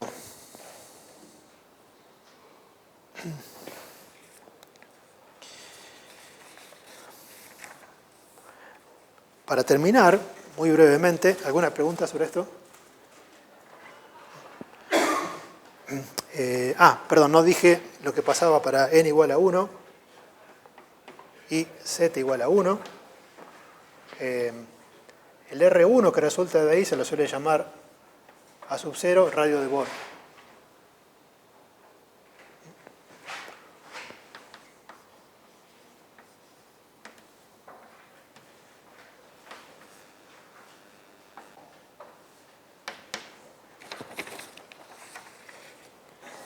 Para terminar, entonces, decía, la última regla o hipótesis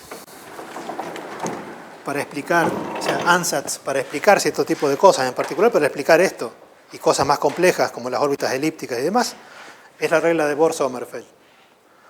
¿Sí? Tienen la virtud, esta regla de Bohr-Sommerfeld, de que se pueden deducir más o menos limpiamente de la mecánica cuántica ya formulada, digamos, tomando un cierto límite especial. La mecánica cuántica tiene un límite que es la aproximación semiclásica. Entonces uno puede converger a ese caso, digamos, y mostrar que las reglas de cuantización de Bohr-Sommerfeld se obtienen en ese límite, ¿no? Y en particular también el modelo de Bohr bajo ciertas hipótesis adicionales.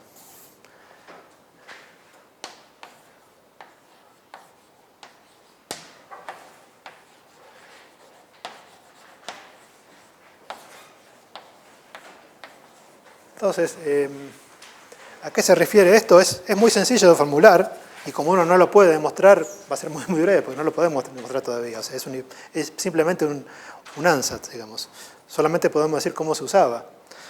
¿A qué se refiere? Bueno, se aplica a un sistema donde uno tiene en principio un cierto número de grados de libertad.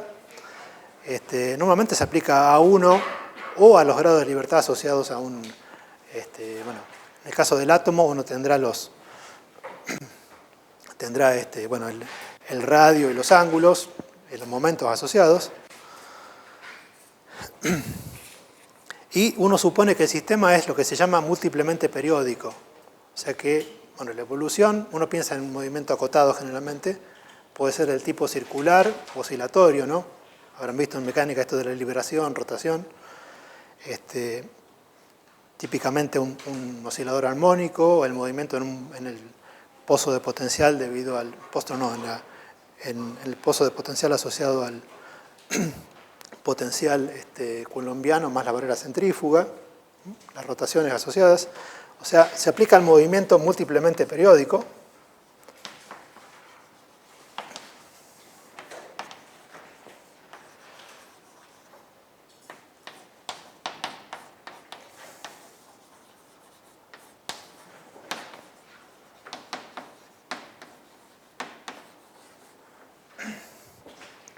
Y tal que uno, en ese movimiento múltiplemente periódico, uno tiene para cada una de las proyecciones sobre los planos P y Q, digamos, P sub i, Q sub i, que son las variables, los pares canónicos conjugados, la proyección de ese movimiento periódico es también periódica para cada uno de los pares P sub i, Q sub i de variables canónicas conjugadas, ¿no? O sea, uno tiene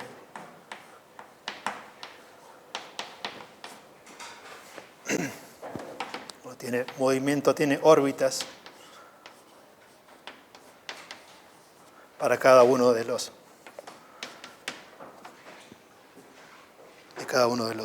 con lo cual uno puede tratar el problema independientemente.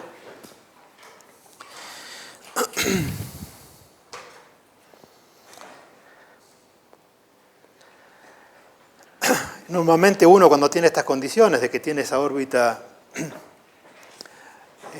la proyección de esa órbita, de ese movimiento múltiplemente periódico a cada plano, normalmente uno puede, de hecho, encontrar, ya que es una órbita, por ejemplo, el P el P sub i en función de Q sub i. Uno tiene normalmente una ecuación que es del tipo una función de Q sub i, P sub i es una constante.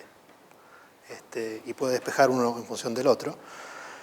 Y lo que dice la regla de cuantización es que el J, las variables de acción asociada a cada par, es un múltiplo de la constante de Planck.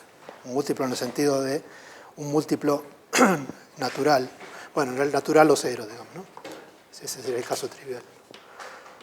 La integral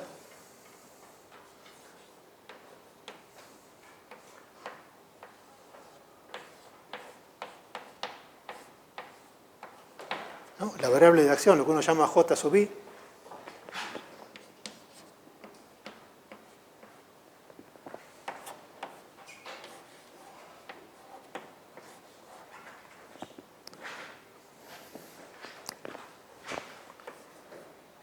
bueno,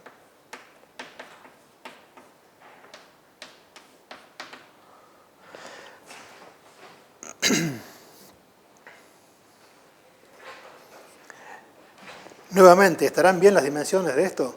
Sí, uno lo puede verificar, porque ojo que acá hay una diferencia. En el caso de las órbitas circulares de Bohr, el P tenía dimensiones de momento lineal, uno sabía que la longitud tenía dimensiones de longitud. Acá es el momento canónico que se obtiene como la derivada del lagrangiano respecto de Q punto.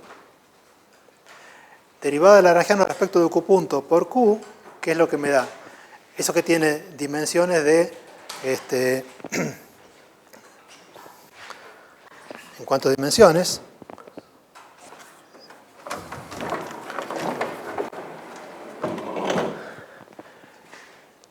me dan dimensiones de energía por tiempo, ¿no? Pensando que el lagrangiano sí tiene dimensiones de energía cinética y deriva respecto de Q punto. Y bueno, ¿cómo se aplica en un caso particular? Voy a hacer solamente uno de los casos, que es pensar el caso más sencillo posible, que ese par canónico, digamos, corresponde a un movimiento corresponde, digamos, a un movimiento armónico, que es un oscilador armónico. Uno puede pensar que es el único grado de libertad o que es un par canónico que corresponde a por ejemplo, a uno de los osciladores armónicos que uno tiene para cada una de tres coordenadas en tres dimensiones o lo que fuera. La voy a llamar energía a la constante que resulta de, a la cual resulta igual la suma de la energía cinética y potencial asociado a esas dos variables, si bien puede ser una energía parcial, si uno tiene más de una coordenada, digamos, que sea armónica. Entonces, miremos como ejemplo de cómo se aplica.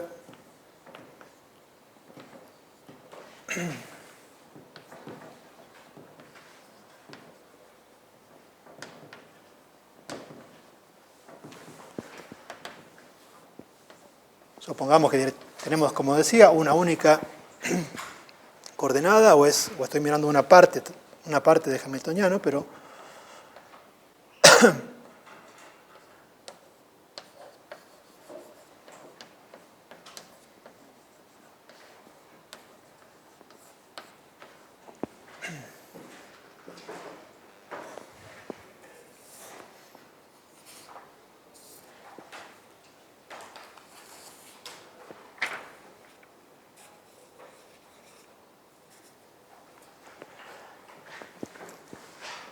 tengo que evaluar entonces esto, que es el J.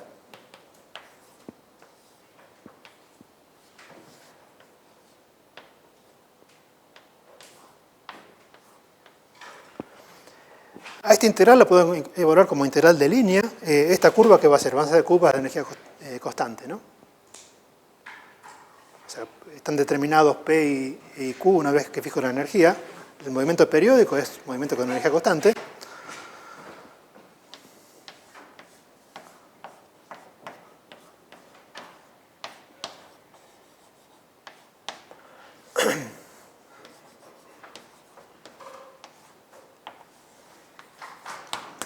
¿Y cómo puedo evaluar entonces este integral? Bueno, esto es una integral de línea sobre una cosa que en general va a ser una elipse, en el plano QP.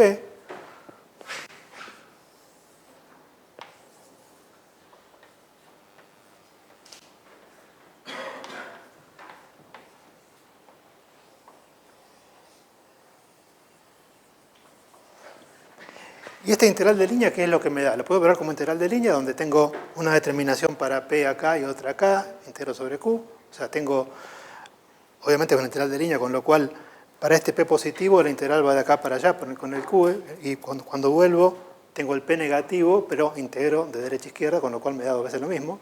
O directamente puedo poner esto como el área, con la fórmula de Stokes, es lo mismo que el área. El área de una elipse, ¿qué es? Es pi por el producto del radio mayor por el radio menor. Ese producto, haciendo pi por, o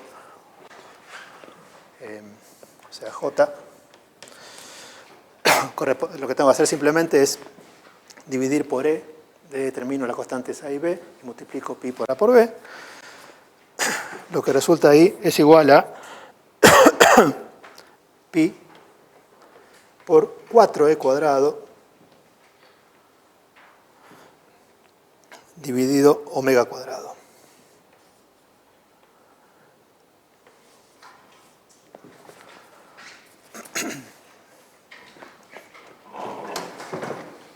Es de esperar que se vaya la masa porque aparece multiplicando y dividiendo, ¿no?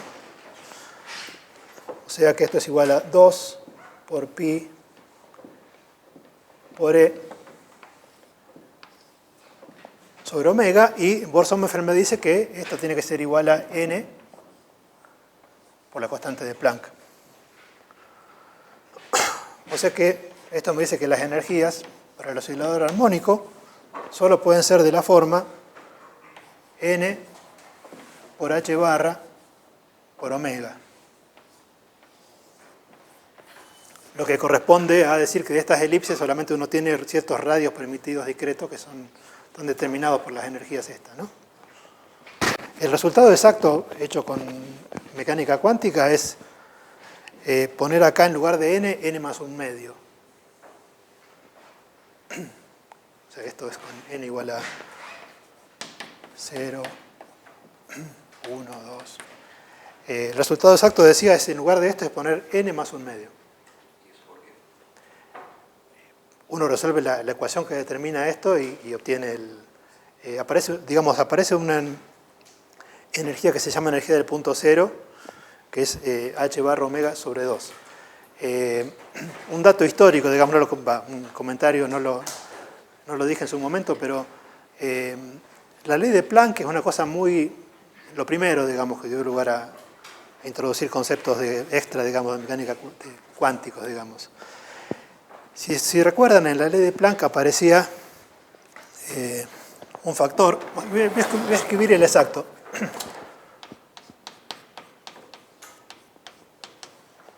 El exacto es...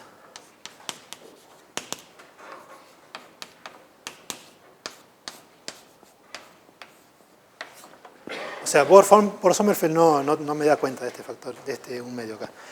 Si recuerdan, decía en la ley de Planck, aparecía... Cuando todavía nadie hacía la hipótesis de que el campo electromagnético estaba cuantizado, sino que decía, bueno, hay resonadores, el intercambio es solamente en múltiplos de H por nu, aparece con esa equipartición usando cantidades discretas de energía n por h nu, recuerden que aparecía como el valor medio de la energía por cada modo.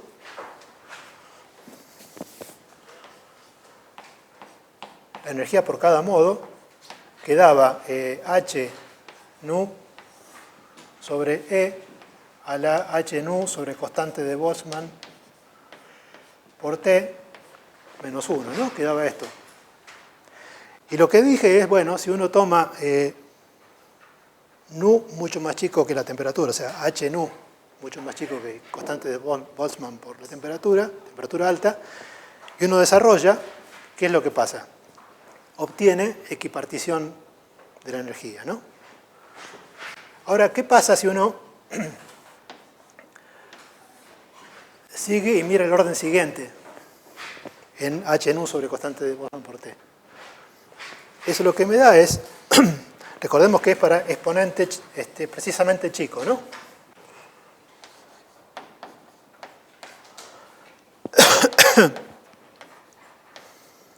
Eso me da 1 más H nu sobre constante de Boltzmann por T.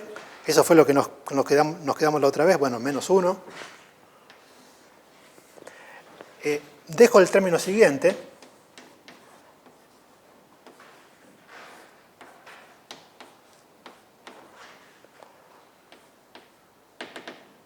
Bueno, está en menos 1 al cuadrado acá, ¿no?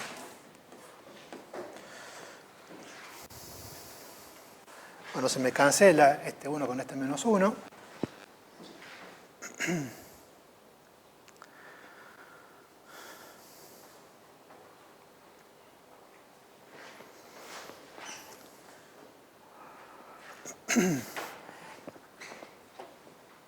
Lo que puedo hacer es cancelar un H nu acá, acá y acá. O sea, esto me da igual a 1 dividido 1.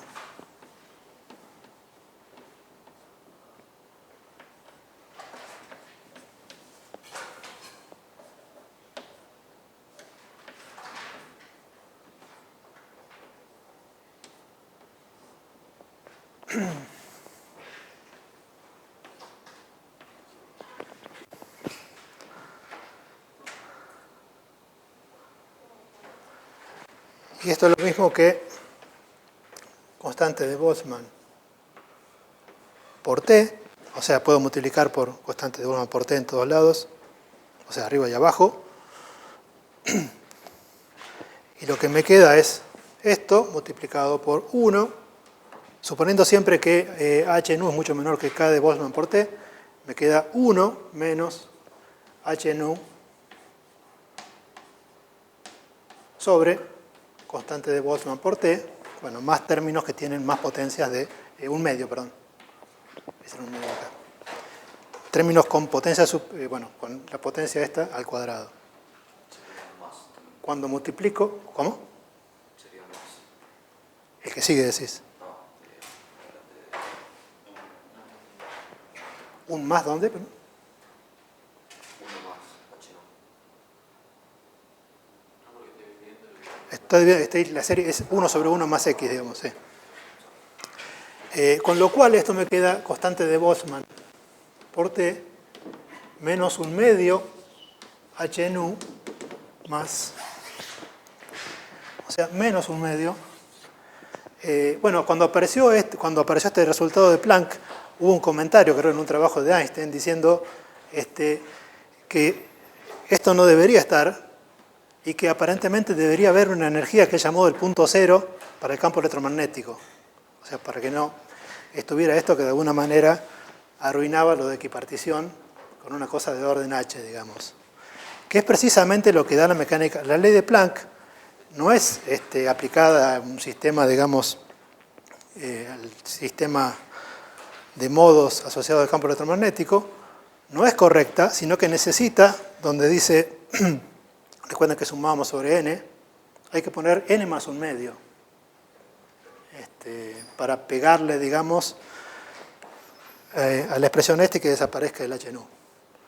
Pero bueno, fíjense que Einstein ya, al momento de aparecer cuando todavía no se suponía que el campo electromagnético estaba la energía, digamos, estaba discretizada, sino que era solamente una cuestión de intercambio, pensaban que había algo que, energía que llamó del punto cero, asociado al campo electromagnético, que no dependía de la temperatura y que tenía que estar justamente para que no apareciera esto.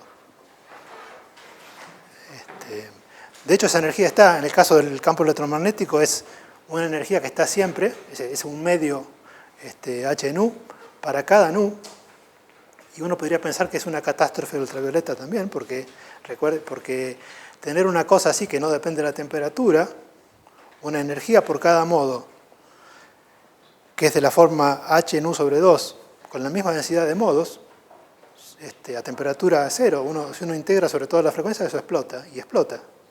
¿Cuál es la diferencia? Que eso no depende de la temperatura, eso está siempre, y está tanto adentro de la cavidad como afuera. Y bueno, ha habido diferentes... Uno dice, bueno, entonces no se nota su efecto.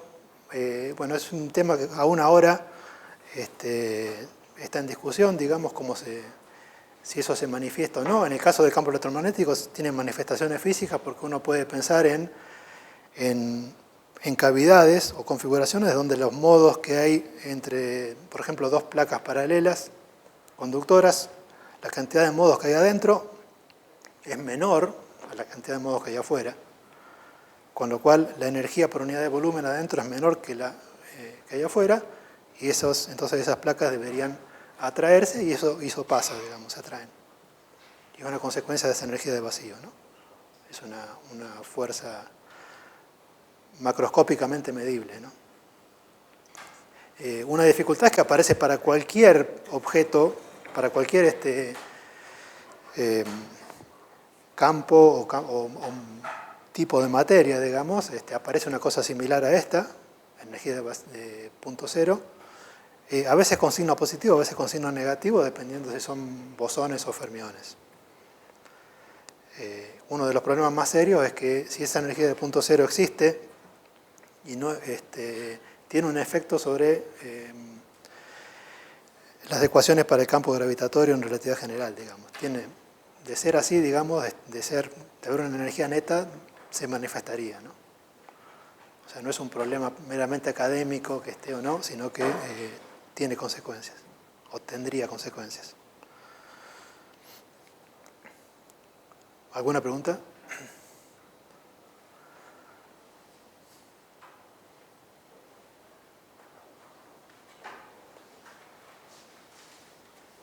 Bueno, gracias.